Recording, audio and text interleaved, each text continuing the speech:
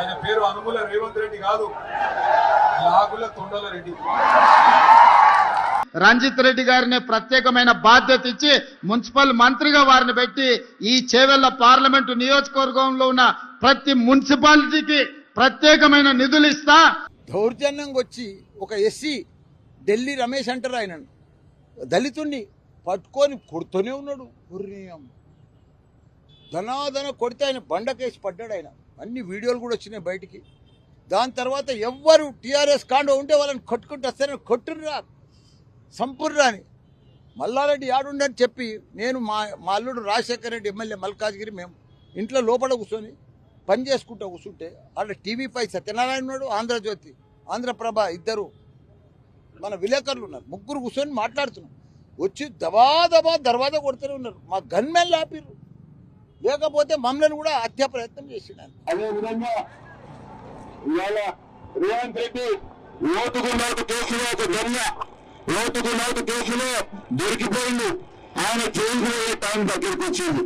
నేను జైలు పోతానేమో అని సాక్ష్యాలు దొరకకుండా హైదరాబాద్ లో ఫోరెన్సిక్ ల్యాబ్ లో అంటుపెట్టింది. మాట్లాడలేకపోయినా లేకపోతే నేను వారిని పోలీసులారా మీరు కూడా చట్టాన్ని దాటకండి. ఎవరైనా పోలీసులు హత్య చేసిందనుకో వడ్డీతో సహా వాళ్ళకు కూడా చెల్లిస్తాను. 2 ఏళ్ల తర్వాత వచ్చేది బీఆర్ఎస్ గవర్నమెంట్. మళ్ళా నేనే మంత్రిగా ఉంటా. ఎవడెవడు ఎక్స్ట్రా చేసిండో నట్లు బోల్ట్లు అన్ని ఫిట్ చేస్తా, జాగ్రత్త అని చెప్పి హెచ్చరిస్తా ఉన్నా. మర్యాదకు మర్యాద, మంచికి మంచి, తేడా వస్తే దేనికైనా సిద్ధం, ఖబర్దారని హెచ్చరిస్తా ఉన్నా. ప్రేమతో నడుస్తుంది. మరి ఎక్కువ చేస్తామంటే ఊపుకుంటాం. అయింది నీ ఇంటికి నా ఇల్లు ఎంత దూరం అని నా ఇంటికి మీ ఇల్లు అంతే దూరం, అంతేనా కదా? ఎవరైనా మంచికి మంచి, మర్యాదకు మర్యాద. మర్యాద తప్పితే మేము కూడా చూసుకుంటాం. మేము మర్యాదగా ఉండాలని కోరుకుంటున్నాం. 10 ఏళ్ళు మేము మర్యాదగా పనిచేసినాం. చూసిండ్రా, ఆఖరి రోజు ఎసొంటి చిత్రాలు జరిగినాయో ఇడిచిపెట్టమని కొందరు, ఇడదీస్తామని ఇంకొందరు. ఉప ముఖ్యమంత్రి బట్టి సార్ మాట్లాడుతుంటే నడిమిట్లనే కరెంటు కట్ అవుడు.